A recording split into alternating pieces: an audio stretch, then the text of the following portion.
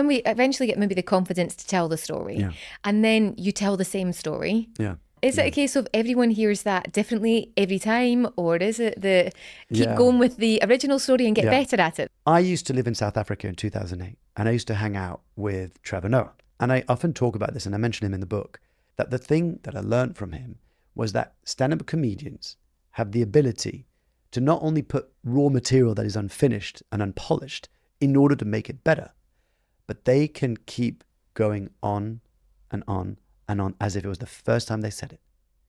Think about Hamilton. Every day, twice a day, they're going to get on that stage, deliver the line like it's the first time every time, find the enthusiasm. And sometimes we need to hear the same story a few times before it lands. But I will guarantee that there are more people who haven't heard your story than those who haven't. So go with it. So go with it.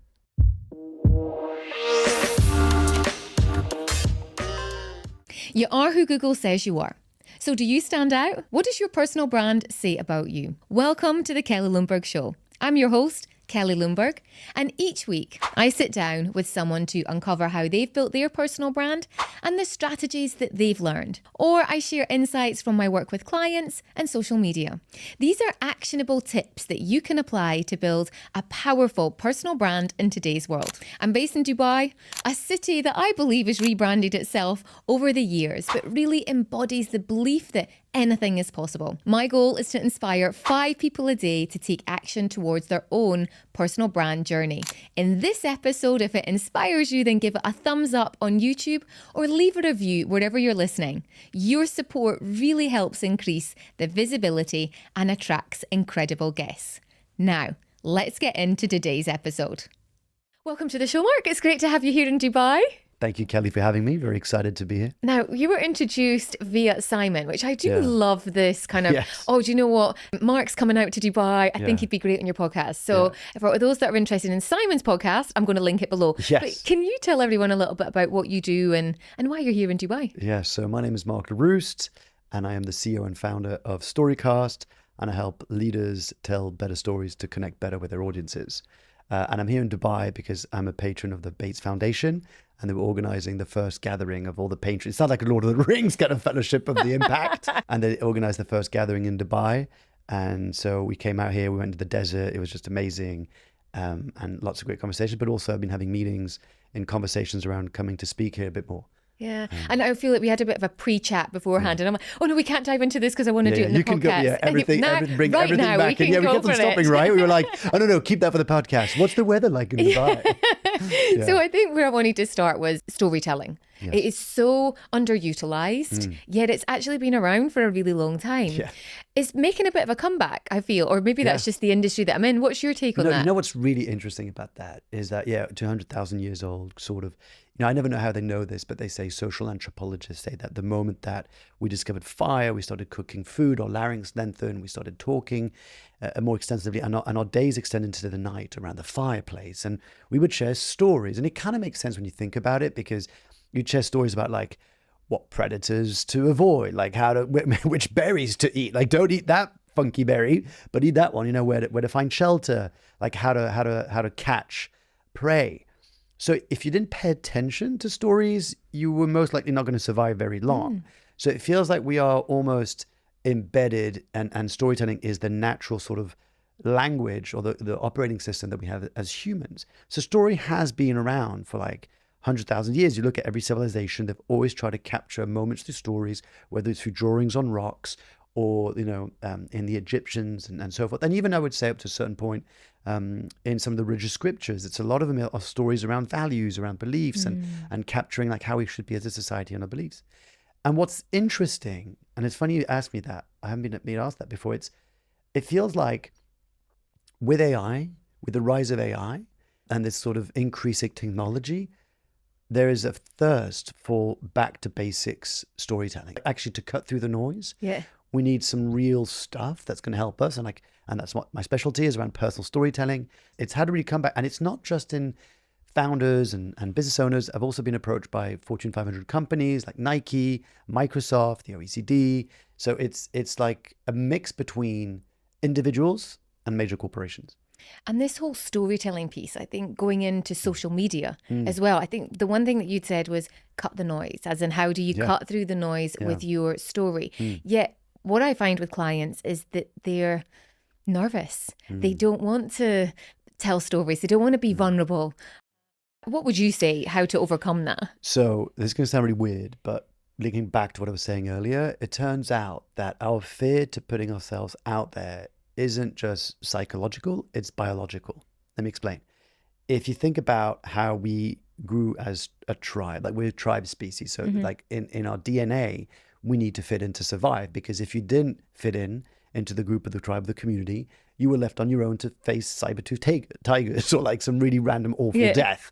So we are designed in a way to fit in. And so we have to override our modus operandi that's trying to keep us safe, because this is not about facing a tiger in the jungle, but this is about potentially facing a criticism on a comment on social media. It might feel like that, though. though. No, 100%. Putting a post on LinkedIn, it's the tigers are coming. Because our fear doesn't make the difference between a tiger, a real threat, and a potential threat such as a bad comment that's going to throw us off. And so our cortisol and our dump hormones is the same reaction. Like we have the same physiological reaction, whether it's a tiger coming at us in a bush or if we're a perceived fear of like this comment.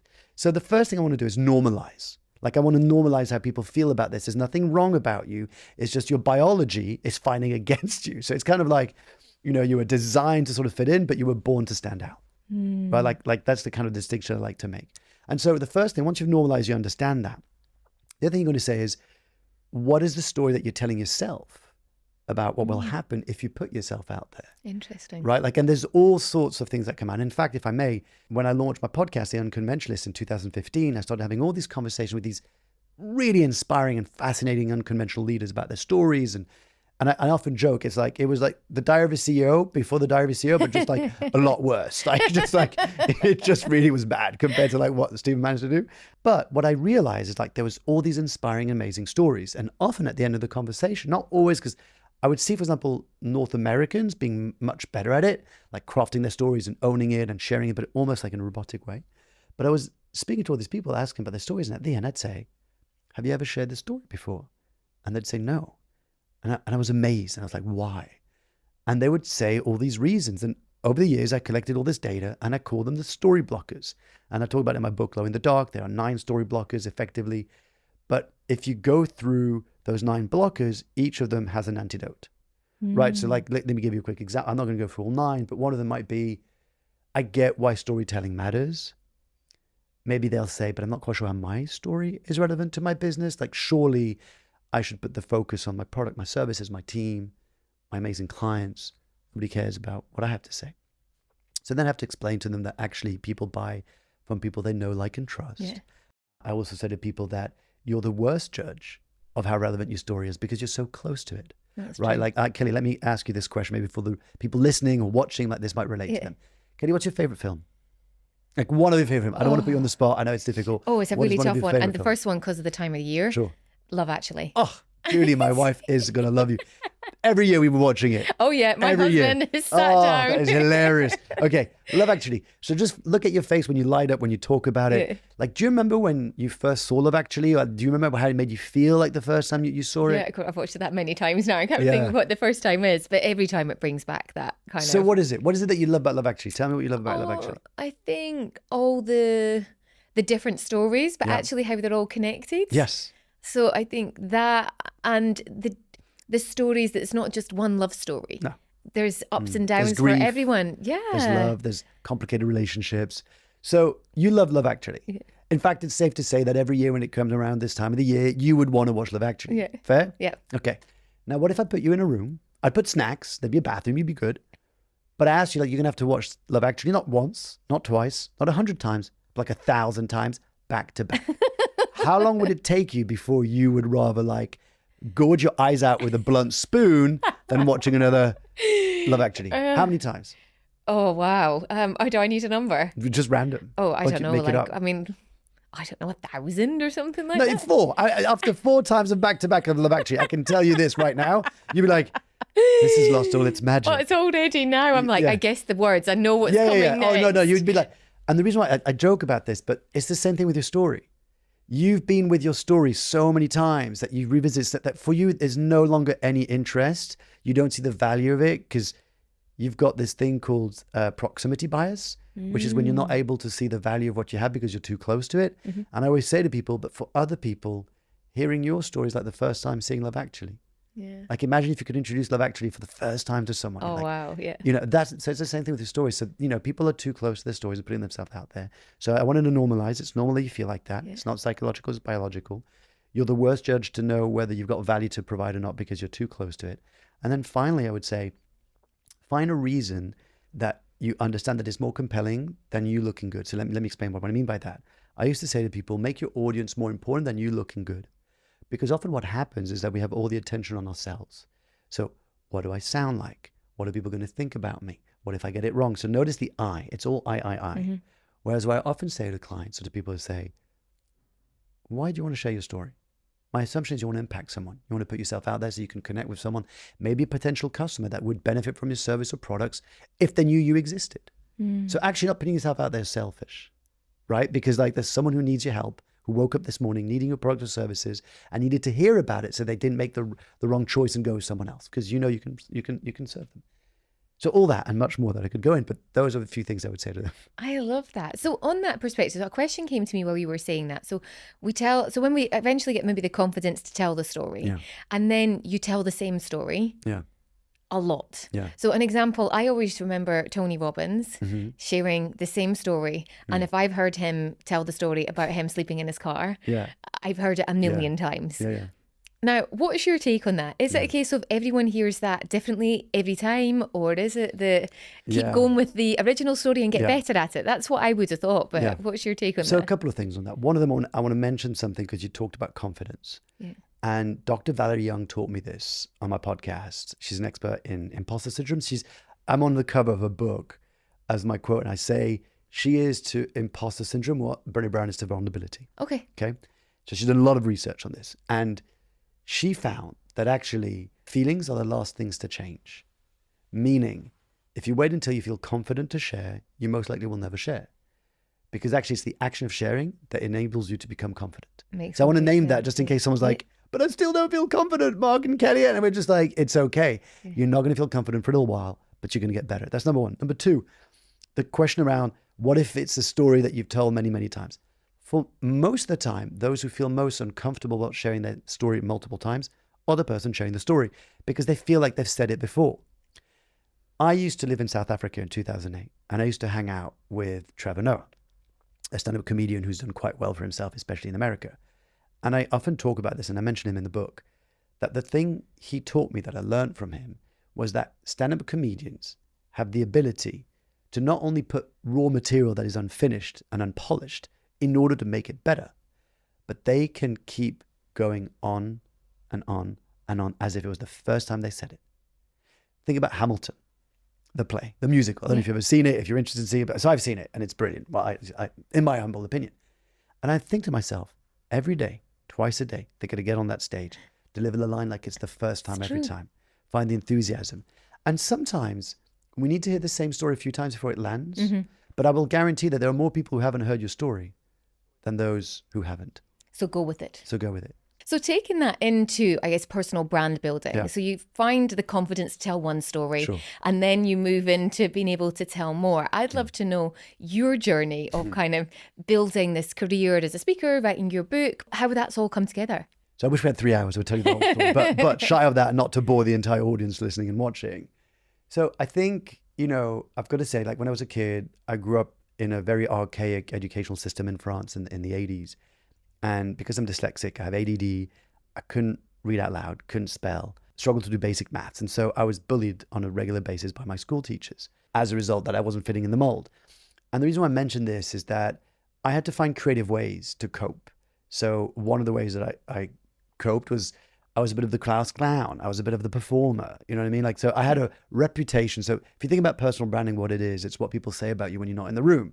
So I had a really bad reputation. I had a really bad personal brand as a child. Like school. Some parents were like, no one's actually said that at school. That's hilarious. It's like, some parents are like, you can't hang out with our kids because you're too much trouble. Or some of the teachers must be like, oh, Mark, and they used to write these awful things on my report cards, like incompetent and knows it, disappointing, and like bathes in mediocrity. Like these are actual things they wrote on my school card. Wow. Yeah. So that was like my first experience of like unintended personal branding in a way. But as I went over the years, I realized that, in order to stand out, in order to cut through the noise, in order to make an impact, you got to double down on what you're really good at and kind of follow that. And so I'll take you back to 2011. I'm working in a job, really grateful for it, great colleagues, but not necessarily my calling. Like I just knew there was something more, but I wasn't quite sure how to go about it. So I had an idea. I want to get into the creative space, join an ad agency. And so I start reaching out to friends who work in ad agencies. And one friend in particular, who worked for a London-based agency, says, if you want to get the attention of my CEO, you're going to have to stand out because he gets flooded with applications. And so that's where the idea of doing a video CV came.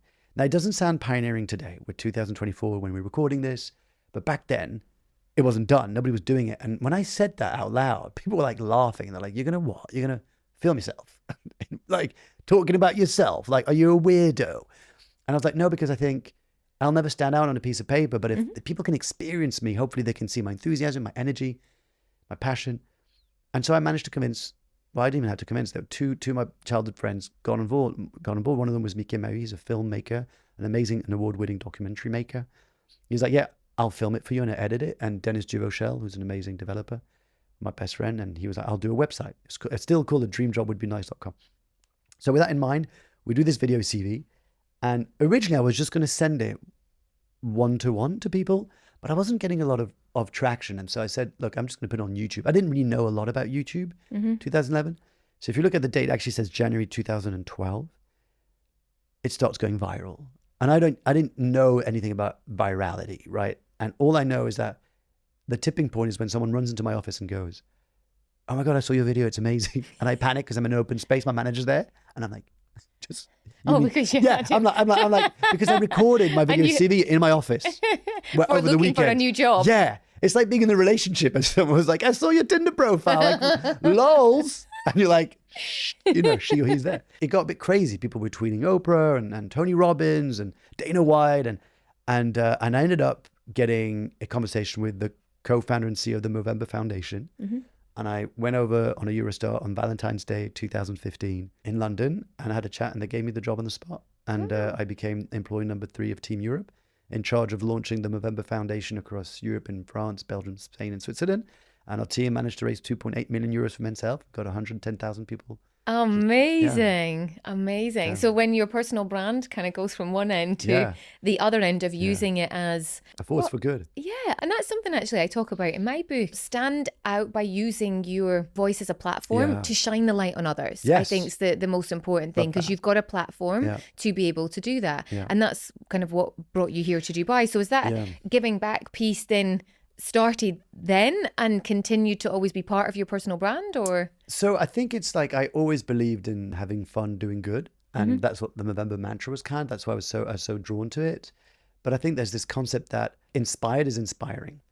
So if you're inspired by the work that you do, whether that's through your product or services or it's for a charity that you're supporting and you talk about it in an enthusiastic way, it's quite contagious. Yeah. Like people can sense real, like when you're genuinely excited about something versus when you're kind of promoting it. That's why when I had my podcast, all the sponsors were genuinely products that I used. Yeah. Like I had to use them to be able to talk about it in a convincing way. But I also saw the importance, I think, of embedding giving back when I was at INSEAD, because I discovered social entrepreneurship.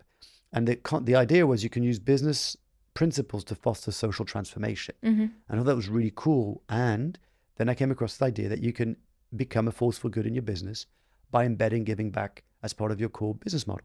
That is actually how the Bates Foundation was started. It was by Seb Bates. He's the founder of the Warrior Academy. And he asked me and a couple of other sort of founders and entrepreneurs saying, look, I'm going to create this thing. It's going to be like a kind of community. We're going to cap it at 20, I think it was. And it's a journey of 3 years of supporting the charity. So it's financial support, but also I look over their brochures and give them some advice on like how to be more engaging in their storytelling and all this kind of stuff. And I really love it because we can all find a way to give back in a bigger way. I love that. Bringing that back into business and what you do now. So now you go into organizations. Do you work one-on-one with clients or is it speaking events? Yes, I've got two sort of hats. So on one level, I work with CEOs and founders of 7-figure service business. And that is typically around how do I put myself out there more? How do I craft my story in a more compelling way? How do I become more engaging when I talk, whether it's with my team or a one-to-one or with a client on stage, on a panel, on a podcast? And so they go through my program called Own Your Story. And at the end of it, we celebrate with a digital product where I interview them like this, like a podcast, and then they've got an asset they can leverage. And on the other side, I get invited by Fortune 500 companies and conferences around the US and Europe. And that's why I'm in the Middle East, and conversations like coming up potentially in Dubai, around like, how do we get leaders and their teams to communicate better stories to get people more excited about what they have to say, share, or sell? I think people listening, well, certainly my clients that are listening would be interested in the aspect of they want to speak. Because I think one of the things is when I end up working with clients on the personal brand side, they see the power of being able to speak one-to-many versus one-to-one is the fastest way, one, to grow your business, but two, to have a bigger impact and reach. So speaking is a big part of the personal branding piece. So from your experience, how did you get it? Because I know you worked for some incredible brands. How did it start to inspire someone who's listening to go? Because I've been there myself, and a lot of times speaking events take time to nurture. You'll have a conversation with someone, and then the event will be 8 months later, or they'll call you back and go, "We finally got budget for that. Can you fly out?" So 100%. Can you share your experience with that? So again, I just want to say, don't compare my chapter 15 to your chapter 1 or chapter 2. So that's the first thing. It's very easy to look at speakers who are going out on the circuit and looking at LinkedIn profile and go like, oh, they're crushing, whatever. So I'm laughing now, but I remember shortly after I left Movember to start like my own business, I got invited to go and speak at L'Oreal. That was like my first speaking gig, because I knew, like, talking about personal branding. Google reached out to me and asked if I could be a mentor for their self-promotion personal branding module. How did they find you? Because someone had seen my video CV, someone who I met at an event knew that I was like the branding, that I was really enthusiastic about putting myself out there and unapologetic about it. And so that was like something that helped. But again, it was another friend who had seen me speak about Movember enthusiastically at events. So they knew that like I had an ability to engage people, because that's what I really help people do. Like, how do you engage your audience and connect with them on an emotional level? And so I don't know how, but anyway, I get this email saying, hey, L'Oreal looking for someone. Can you go and talk about how to get people excited about the thing you're building, basically, and build a community around it? I get in Paris, and there's a room full of like all these sort of leaders across Europe. And I give my presentation, give my talk about like, a few things I've learned at Movember and all this kind of stuff. And the organizer goes, oh, we didn't talk about budget, by the way. I was like, budget? Like, oh, okay. Like, oh yeah, I took a train. If you refund that, that'd be great. Like, no. Like your speaker fee. And I was like, what? My speaker fee, that's the thing. So yeah, how much, like, we've only got budget. And like, it was a very small number back then. It was like, I forgot what it was, but it was like, a few €100 or something. And I was like, you're going to pay me to speak? That's a thing. And I actually said, is this a thing? Do people do this? And she kind of laughed, and she was like, yeah, no, it's a thing. Like, we every year have annual conferences and executive summits and retreats, and we bring facilitators, speakers to come in, and, they get paid quite well. And that was a light bulb moment. I was like, I used to be punished at school because I talked too much. And now I'm about to get paid to do the very thing that I was told I was sucked at. Yeah. And little by little, you start charging a few £100s, then you kind of go up. And I think I was invited to speak at a conference, and it was someone who listened to my podcast, talk about personal branding. She'd been listening to my show. She really enjoyed my show. She reached out. We met in person at a coffee shop in London. And it's like, we've got this event coming up, with bankers and stuff. We were looking for I'm usually the wild card that they bring in, sort of someone who's a bit more quirky, fun, a bit more like can mix deep and humor, as opposed to like the suit and tie and all that kind of stuff. She's like, what's your fee?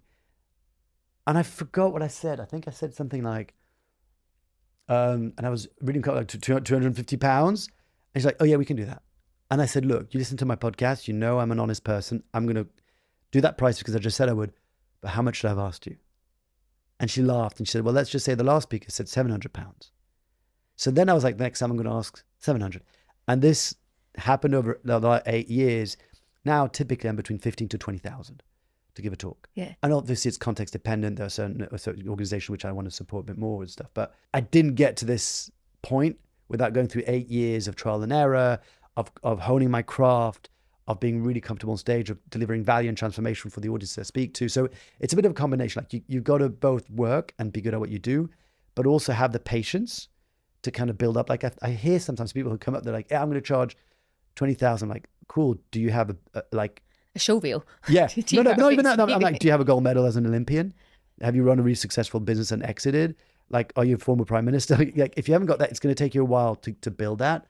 And then it depends which market you operate in. Yeah. Some markets, like, for example, in Europe, it's slightly lower. In America, it's slightly higher. So it depends where you go. But I do believe that there are two ways to look at speaking. You can look at it as a keynote speaker or a platform speaker. And let me explain for someone listening who's a bit confused about both. Keynote speaker is effectively your talk is the product. So let's say I come over here for a conference in Dubai and they're looking for a speaker on leadership communication, which is my specialty.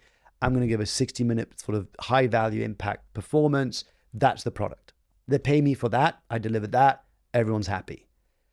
Platform speakers are speakers who understand that they're only there to speak so they can potentially generate business for their own company, right? Leads for their company. So they're very happy to speak at an event, either for free or at a very minimal. But the understanding is I can talk about my business, and I know there are going to be people in the audience who are going to book me as a result. When I first started as a speaker, I would do a lot of those. Yeah, agreed. Because I would go to conferences. I remember this event, it was something like virtual PA or something, like they paid like very minimal, but I knew in that room were people who worked in some of the biggest organizations around the UK, and I wanted to be in front of them.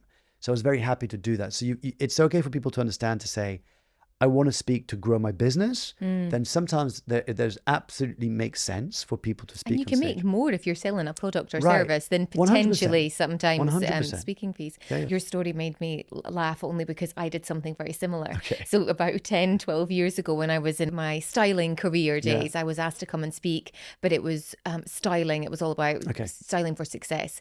And the lady asked me what was my budget, and I had said 8,000, and she was like, dollars, and I went, no, dirhams. And she was like, oh yeah, we can definitely do that. And I was like, oh.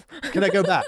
Can we just press pause, rewind, go back in time? time? That was a real aha moment for me. And then since then, which I had mentioned to you, I had the advice that just go dollars all out. And then at least anyone can translate that. And it's the international aspect. I just want to also say that, it's taken me a while to get to this point. Yeah. Because there was once upon a time, had you told me like you're going to get £500 for a talk, I would have said, get out of here. Yeah. That's wild. That's insane, especially when I was a charity worker. And I think I've got to give credit to Natalie Campbell, who is a former, she just ran for mayor of London.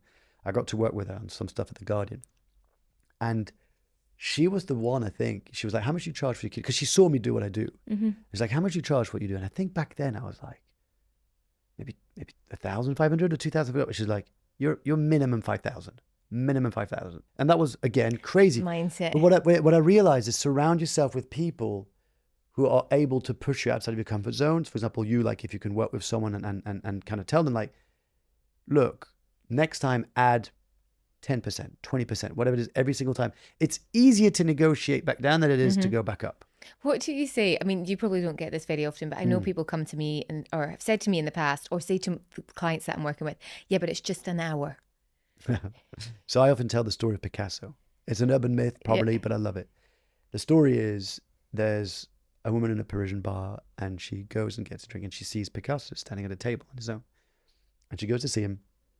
It's like, Picasso, I'm an absolute fan, I really love the work that you do, even though now he's a controversial character and everything. But would you mind doing me a little doodle, like the sign or something on this napkin? She gives him a napkin, and he does a doodle, and he goes, that'll be like 100,000 francs or whatever. She's like, 100,000 francs, but that took you 2 seconds. He goes, that took me a lifetime to do that in 2 seconds. So true. And it's the same thing with the talk. I think a lot of people, and I still get that. Do you? Yeah, it's more friends or networking events that people, when I meet people outside of this environment, I'm like, what do you do? And I explain what I do. And like, oh yes, how much would it cost to get you in my company? And I say, and they're like, what? So is this £5,000 for every minute I'm talking to you? And I'm like, no, I get it. And you've got to think about, here's something that I will say to people listening. It depends on the challenge and the problem that you're fixing. So think about what I do. I help organizations effectively fix leadership and employee engagement. So how much is that costing them a year? How much is it costing for having employees not engaged, having leaders who can't communicate their vision, who can't get their teams on board? A ton of money. So it's a fraction of what I could save them if they can fix it. If they even get just one nugget from what I say, implement it, see the changes, it's a no-brainer. If I told you, if you give me 10,000, I'll give you 100,000 back. You'd be like, it's a great investment. A great investment, right? It's like, even like, if you do Facebook ads, like for every $1, I get $3 back. It's like, let me invest in more. But it's a little bit like that. So I think people who have that mindset, I think it's almost like, I get it. But it's the same thing if you go to a Chanel store and you want to buy a handbag, you know, or a Dior custom bag, and you go, how much is that? And they'll say $25,000 or whatever. You go, really? That's $25,000? They'll go, yeah. And if you want a bit of that, that's okay. But it's if you want, like, it's really being okay with just saying it without having an emotional attachment to it. Have you seen that meme that's going around at the moment about the bottle of water? No. No, so it's like a bottle of water will cost you $1 in a supermarket, and a bottle of water will cost you $2 in a cafe, and it will cost you $6 on a plane. Oh, yes. Yeah. I think I've seen that. Yeah, and then it's, you know, it's the same thing. Yes. Just in a different location, and then it's like maybe you're in the wrong environment or something like well, that. You know, so my first career, I used to do advertorials, so it was like in corporate communications, and we would sell investment reports in major publications like the Wall Street Journal, the Sunday Telegraph. I mean, that was my first real experience with professional branding. It was effectively, we were trying to rebrand countries. So I lived in Bahrain for a few months. Yeah, but I used to live in South Africa, the Gambia, Cyprus, etc. And effectively, we were telling leaders we were interviewing, like, we want to change the perception of your country in Western media. If it believes it leads, it's going to be bad news about your country. We want to change the dial. And so we would sell them advertising spaces, which would typically cost you a fraction of the price of what we were selling them at, but because it was contextually based. So if you're going to be part of all the key players in Dubai, like we used to, this old company used to do a ton of report in Dubai and UAE. And they would say, but if I go straight to New York Times, I could probably get that for like 20,000. Why is it 110,000? And it would be because you're going to become part of the key players that are changing the dial in this country. It's not for everyone. It's almost like Nike's ad that says that winning isn't for everyone. It's the same thing. Very true. So when you when you go into the detail of it and then the mindset, it's, So I'd love to bring it back to the book, because I think what's really unique about our conversations that we've had is you've got the experience of personal branding, because it's the industry that you're in theory with the storytelling communication, but you've also built a brand and now you've got a book. So why now the book? How did it come around? Had people been telling you before write a book, or was it one of these things? Well, so look, it's my second book, and I'm actually in the process of finishing my third book. Congratulations. No, I just like pain, apparently. I just like to suffer. But for someone who was dyslexic and the teacher told you, it's like, no. Can I say this? Like, I just want to say full circle. So when I was a kid and I was going through this really tough time, the books I used to carry at school were published by Hachette. The books I couldn't read, the books that associated trauma to, that's the publisher of my book. I love that. Right? So full circle. So, you know, that now the publisher... Healing the trauma. Right, healing the trauma with Hachette. I'm grateful for that opportunity. So the book, look, I back in 2012, 2013, I'd heard this concept like write a book. It's an extension of your business card. I wrote a book. It's called It's Not You, It's Me. You can get it for free on my website. Like, I just give it away now, self-published the thing. And objectively, it wasn't a great book. Like, it has great tools. It was coaching, but it was like, I was doing it so that people would hire me as a coach. But it wasn't a particularly great book. Then, as I mentioned, I was going through the Unconventionalist. I was interviewing all these CEOs and leaders, and sometimes it asked me to like help them craft their stories a bit better. Daniel Precy's company, Dent, right? Dent Global. So Dan asked me to become a mentor in his company and become the mentor for Profile, i.e. personal branding. So for a number of years, I was running his sessions for the KPI program, the Key Person of Influence, Become a Key Person of Influence. And so I had huge amounts of data when it came down to why you're not putting yourself out there. Right. So I would ask every beginning of every workshop, whether it was a day, a half a day, or I would say, what's currently getting in your way of putting yourself out there more? And you would have a stream of like replies, whether it's in person or online. And I started realizing like there's these patterns that come up. And a lot of them is a mix of imposter syndrome, a mix of like, I don't see what story I've got to share. I don't know which stories to share. I don't know how to share my story. So I started thinking, okay, surely there's something we can do here. And a few people, a few of my clients reached out to me because they saw my TEDx talk that had over 1 million views. They saw some of the work I was putting out. And so they said, and even CEOs I would speak at companies would see me on stage. This can sound really arrogant. And they would say, how do you do that? Like, I want to be more like you. And I said, no, you don't want to be more like me. You want to be more like you and give yourself the permission to be you. Yeah. Because I kept on saying like giving yourself the permission to be imperfect in public makes you more influential. And that was like a wild thing for them to get, right? And so I was seeing all these patterns, started working with leaders around their stories. And what happened was mind-blowing. The transformation that they would go through, both from the way that they would relate to themselves, first and foremost, because when you own your story, it no longer owns you. It can't hold you back. There's nothing you're ashamed of. There's nothing you're afraid of. So you can play full speed. You're not playing defense. You're not afraid constantly that something's going to come out that's going to destroy you because you've owned it. That's number one. Number two, it changed the way you relate with others because you're not hiding. And you come from a place of like, there's things that I wish hadn't happened. There's things I regret. There's things I'm ashamed of, whatever, but they don't define who I am necessarily. I'm going to rewrite my future. And number three, it changed the way that you relate to the world. And so when I was seeing this over and over again, I was like, more people need this. And, you know, Donna O'Toole, one of the inspiration for my book, who I work with, one of my clients, the CEO of August Recognition, an amazing award-winning agency, helping people win awards. She was one of the reasons why I wrote this book, because I was thinking, how many more Donnas are there out there? How many more people out there who effectively, if they knew how powerful this story was, they wouldn't be sitting on it? Like, that was the belief. And like there's someone somewhere who woke up this morning needing to hear your story as to not feel alone.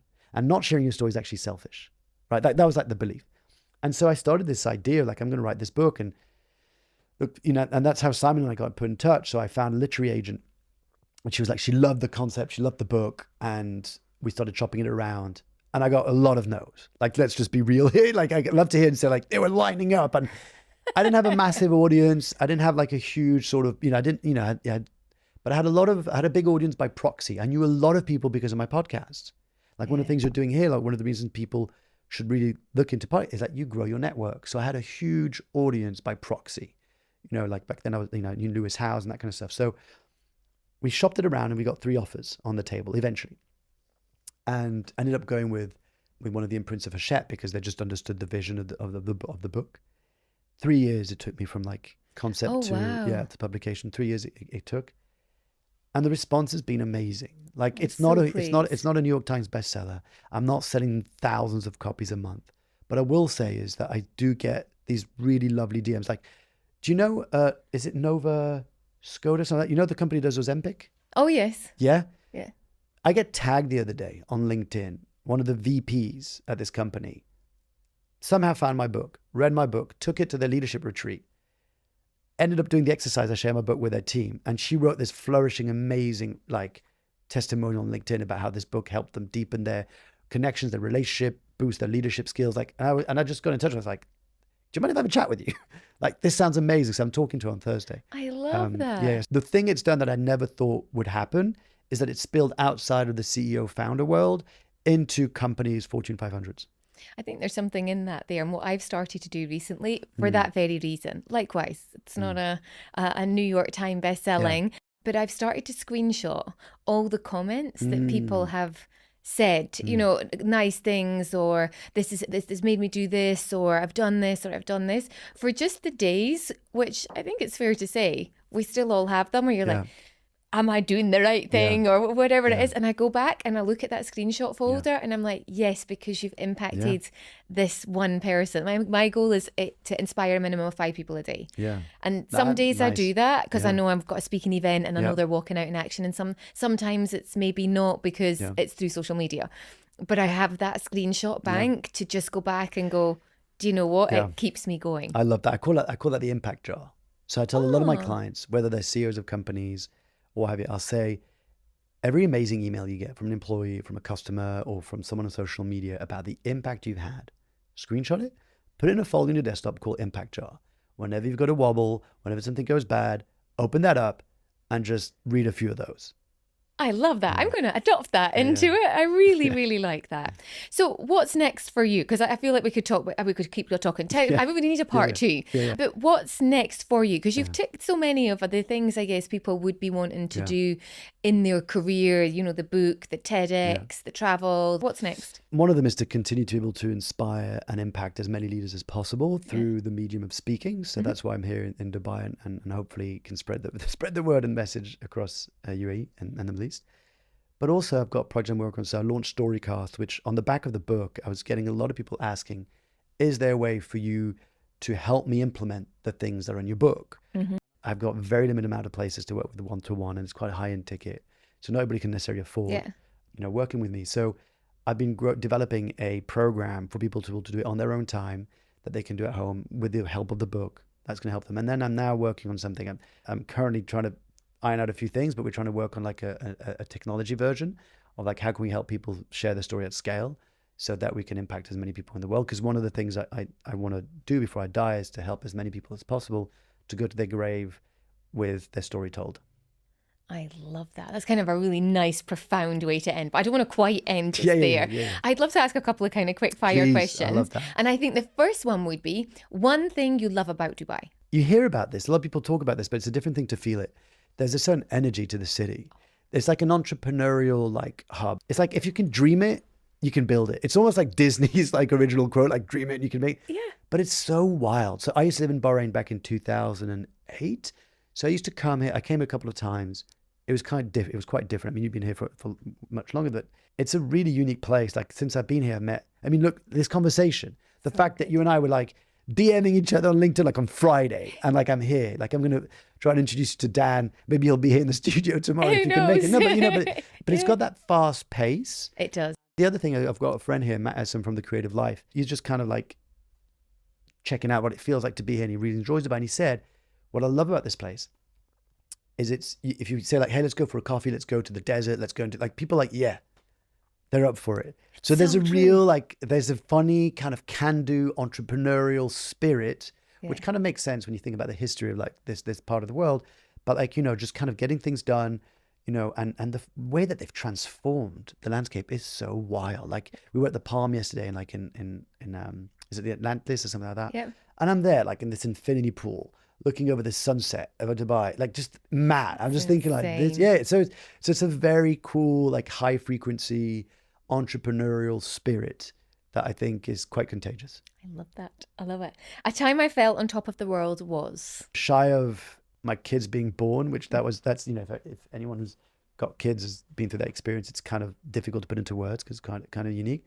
But the peak experience, I call these peak experience moments that I go back to often, is I'm 22 years old. It's my final year of university. I had a rough time because I found out that my ex-girlfriend had died that December, and it was in my finals, and we weren't together at that point, but her dad sent me a letter, and I was like, I can't deal with this emotionally right now. I've got to get through the exam and all that stuff. So I kind of focused, double down on my exam. And as I mentioned to you, I was always told that I wouldn't amount to anything. I was held back a year. When I was 12, I was kicked off conventional education when I was 16. And yet I found myself to get to university. And we get to the back of the Gulbenkian Library, which was the Gulbenkian Library at Kent University. Back then, it was like a physical printed board on the back. Every student is like rushing to kind of see what they got. You know, did I get a first, 2, 1, 2, 2, third, whatever it is. Yeah. And I was like, I'm going to get a third. Like, there's no way I'm not getting a third, right?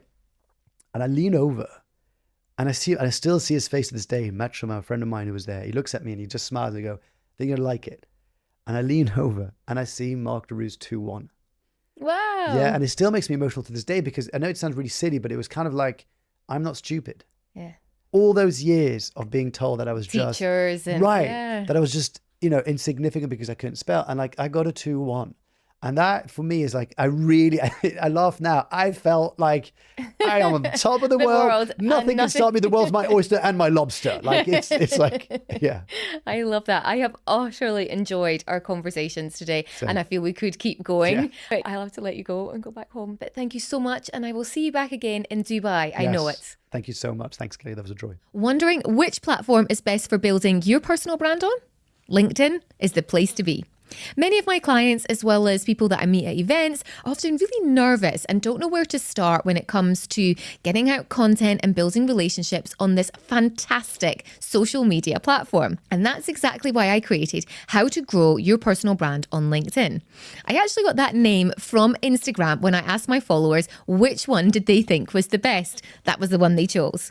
This course is designed to help you share content that's personal and professional, that connects with your personal brand values, but more than that, just how can you grow long-lasting relationships on a platform with people all over the world. For my listeners, or for those that are watching this, I'm offering this 9-step module, which is really easy to complete in the next couple of hours for just $47. Click the link below, purchase it straight away, and then come and say hi on LinkedIn. I'd love to see what you've updated.